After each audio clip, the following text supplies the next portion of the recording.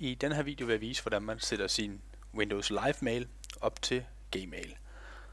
Starter dit mailprogram selvfølgelig, klikker på Fil, kører ned i Indstillinger og op i E-mail-konto. Her vil du så gerne tilføje en konto, og du vil tilføje en e-mail-konto. Vi sætter straks flueben her i, at det vil vi gerne gøre manuelt. Så taster du din e-mailadresse ind.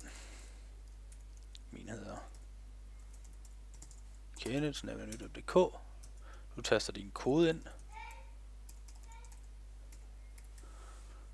Og du vælger det navn, som der skal stå på de mails, du sender ud. Sådan der. Jeg skal lige stave rigtigt. Sådan. Og trykker man næste. Herinde der ændrer vi servertypen til en IMAP.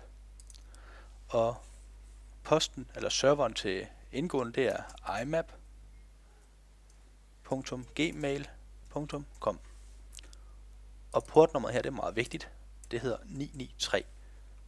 Og vi sætter flueben her, at vi kræver en sikker forbindelse. Dit logon-brugernavn, det er det samme som din e-mailadresse. Så den skriver vi også.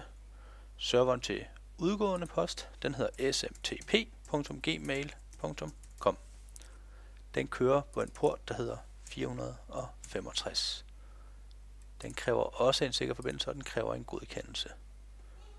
Så trykker vi næste, og trykker udfør. Det var det. Så er din Outlook, eller ikke Outlook, undskyld, så din live mail sat op til at køre med din Gmail-konto. Tak for denne gang.